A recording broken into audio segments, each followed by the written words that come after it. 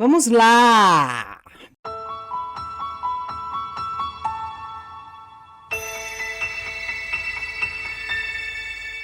Hoje a gente vai falar de um assunto que é espinhoso, porque a gente já foi avisado que a base de fã, ou em português, né, como se diz, o fandom do K-pop é bem atento aos ataques, mas eu queria avisar desde já que a gente não tá atacando. Eu não tenho nada contra o K-pop, inclusive nem sei o que é direito, só fui ver uns vídeos lá do BTS pra entender o que se trata. Não tenho opinião. A Tati conhece mais, né, Tati? Eu me interessei um pouco, uma porque muitos dos meus alunos de ensino médio ouvem bastante, e a outra porque esse fandom que chamam armies, né, exércitos, fizeram uma coisa muito engraçada durante os comícios do Trump. Ah, sim, isso é muito legal de falar. Eles se juntaram, tinha reserva, né, para aqueles comícios em estádio do Trump e tal. E aí os armies decidiram reservar, eles reservaram quase todos os ingressos online e ninguém foi. Eles achando que ia ser um sucesso,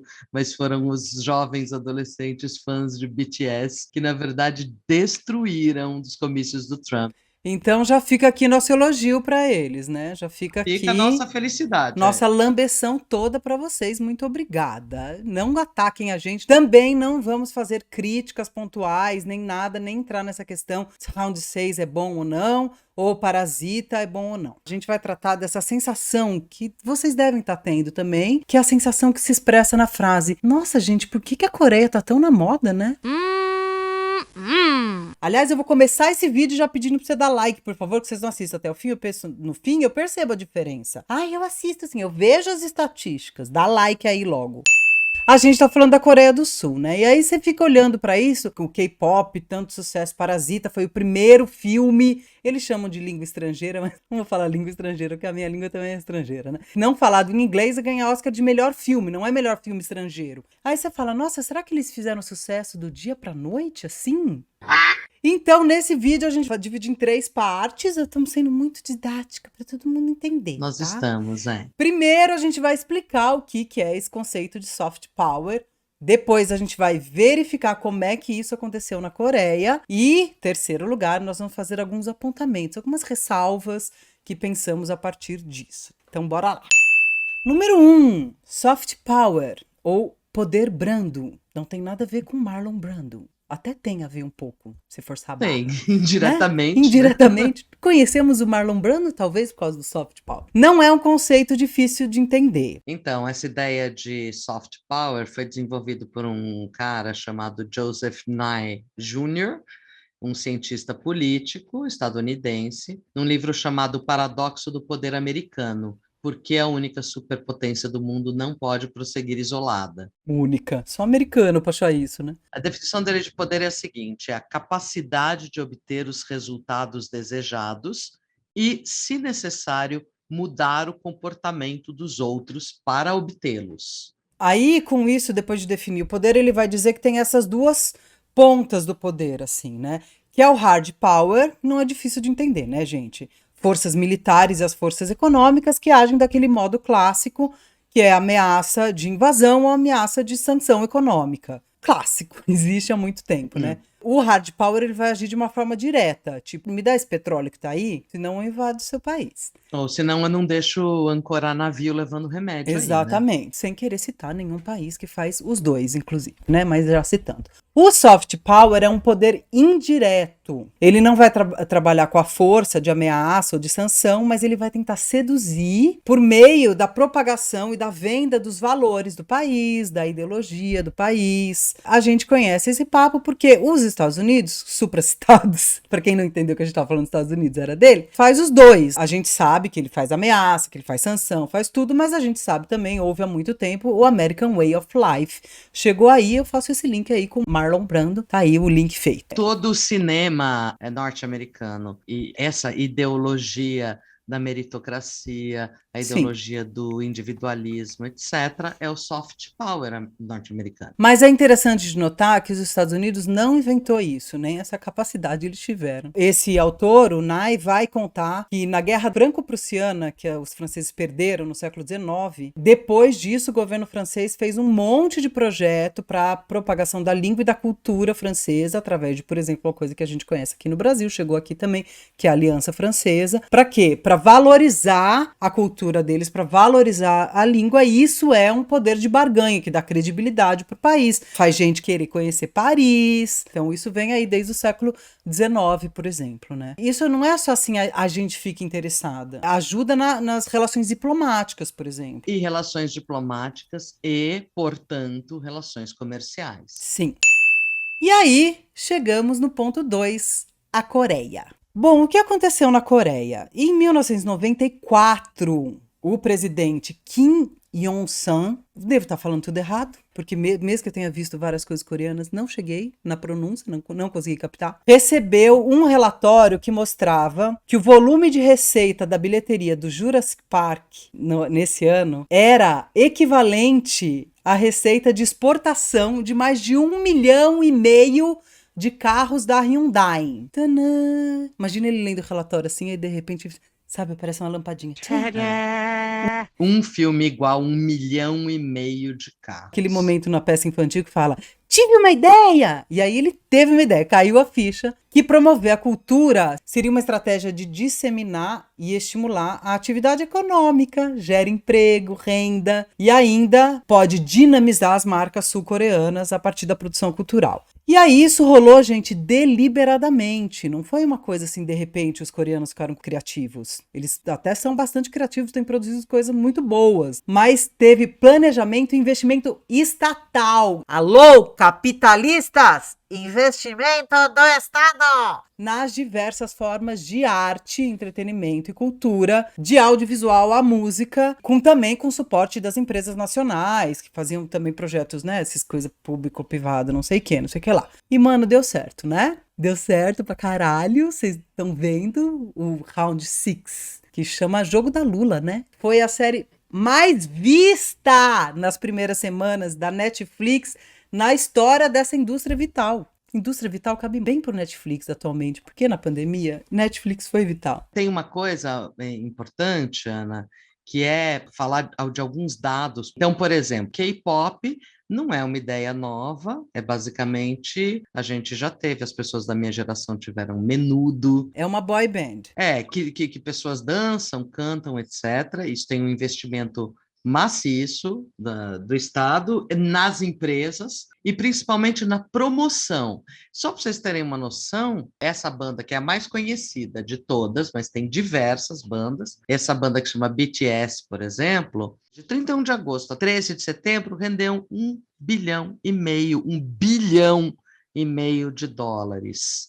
A Coreia exportou só em merchandising do BTS, ou seja, o fabricante de caneca com a cara do Jimin, sabe? Não sei, desculpa, minha ignorância. Eles exportaram em produtos de merchandising mais do que o Brasil exportou em nióbio, por exemplo, mais que o dobro. Nióbio, o ouro brasileiro. O ouro brasileiro. Ou seja, tem uma ideia muito importante que passa por cultura ser lucrativa. Veja só, a indústria coreana rendeu aí 240 milhões de dólares em cosméticos, 180 milhões de dólares em roupas, 321 milhões de exportação a mais. Mas não para aí. Por exemplo, o BTS, eles têm passaporte diplomático. O Moon Jae-in, que é o presidente atual, em junho de 2019, que foi receber o Trump, que era presidente, passou. Os Estados Unidos já passaram por essa, né? Ele recepcionou com um show de outra banda de K-pop, que eu não vou só falar o nome. EXO. EXO. As bandas de K-pop da Coreia do Sul têm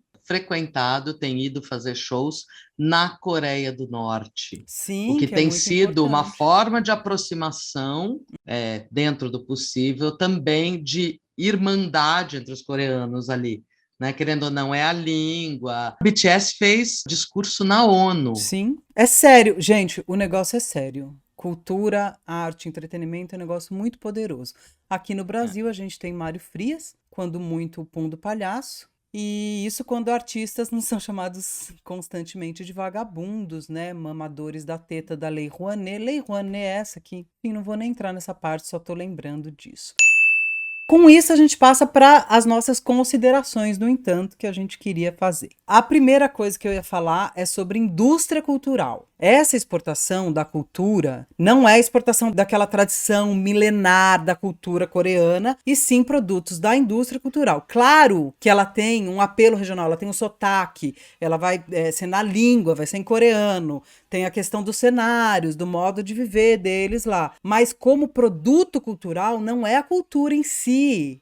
A gente não entende a cultura, a gente entende já uma cultura lida por essa indústria. Se a gente fosse fazer um paralelo para o Brasil, é a diferença entre a gente exportar, por exemplo, uma festa de congado ou até uma obra do Suassuna, que trata ali de uma matriz mais brasileira, ou exportar a Anitta. Não estou fazendo avaliação de qualidade nenhuma aqui. Eu estou fazendo uma avaliação da origem da produção cultural, né? Então, indústria cultural, que é esse termo lá cunhado pelo Adorno, é para explicar exatamente isso, que é uma cultura que é feita para render. É uma indústria, gente, que é feita em cima de lucro, de perspectiva de retorno, é um produto. Não né? é uma obra, né? É um produto. Exatamente. Essa indústria, durante muitos e muitos anos, é completamente dominada pelos Estados Unidos. Então, a gente consegue reconhecer tanto que o K-pop, você compara... A Tati, quando fez a comparação com boys bands norte-americanas. Estou falando que é ruim. Gente, eu não estou falando que é ruim. Estou reconhecendo aí que o serviço que os Estados Unidos fez foi muito bom e que o serviço que a Coreia está fazendo é muito bom também. Aí vem uma chave, eu vou fazer uma pergunta-chave. Vou fazer essa pergunta. Já que o start foi a percepção de que a bilheteria do Jurassic Park valia 1,5 milhão de carros Hyundai, a pergunta toda é, mas qual a diferença entre o charme e o funk, desculpa. entre uma indústria de carro e uma indústria de cultura? Qual que é a diferença? Em termos de indústria, não tem diferença, porque a gente vai ter lucro, exportação, venda. A diferença principal, e aí que está a sacada, é que carro não vende cinema, mas cinema vende carro. Carro não vende música, mas música vende carro. Então, quando você tem uma exportação cultural, você tem uma exportação, cresce toda a exportação junto. E é claro que a gente está falando de indústria cultural, mas se você tem um grande incentivo, você vai produzir muitas coisas, e dentre essas coisas, muitas coisas vão ser muito boas. O mais interessante de notar, a exemplo do Parasita e do Round 6, por exemplo, que eu tô falando Round 6, né? Round 6. Vamos brasileirar o negócio, já que não chama de jogo da Lula. Eles são responsáveis atualmente pelas críticas mais contundentes ao neoliberalismo. Parasita é uma porrada. O Round 6 também é uma crítica ao neoliberalismo, ao sistema capitalista. Vamos deixar isso claro. Porque aqui no Brasil até isso eles conseguem distorcer. Agora, por que isso acontece? Porque, na verdade, lá nos anos 90, a Coreia implantou políticas muito parecidas com as políticas que a gente está passando agora, de desmonte de previdência, que colocou os idosos coreanos em situações completamente precárias. A gente está vendo isso nessas obras. E agora o governo da Coreia do Sul está começando, 20 anos depois, está começando como vários outros lugares, Chile, etc., estão revertendo esse processo de desmonte, apostando em desenvolver o país também pelo fortalecimento de direitos sociais. Tanto que esse atual presidente aí, o Moon Jae-in, como será que fala isso? Ele foi eleito principalmente por um discurso de retomada dos direitos trabalhistas. E, gente, ele não é comunista, viu? Ele é um liberalzão. A gente está falando de capitalismo, a gente só não está falando de um capitalismo obtuso, ultra neoliberal do senhor Bolsonaro, que na verdade nem é dele, que é um burro, nem isso ele é capaz de compreender, é do senhor ministro da Economia, o seu bafo de bosta Paulo Guedes. É disso que a gente está falando, porque aqui no Brasil a gente tinha até bastante incentivo à cultura, que estava subindo, que estava crescendo, começamos a produzir muitas coisas. Agora a gente está tudo cagado, estão tirando verba da educação, estão tirando verba da cultura, e resta a gente reverter. Eles chamam de onda coreana, né? É. Os chineses que deram esse nome, acho que é Hallyu. A onda coreana, quem sabe a gente não inventa um nome para uma onda brasileira, que, se Deus quiser, vai acontecer assim que o Bolsonaro for destronado e essa corja toda voltar para o esgoto de onde nunca deviam ter saído. Com isso eu encerro esse vídeo. Nós não somos coreanos, mas nós também temos os nossos produtinhos. Você pode adquirir canecas, você pode adquirir camisetas, nossos cursos. Você pode apoiar o canal para a gente continuar conseguindo fazer esses vídeos. E você pode também deixar like. E é isso, gente. Até!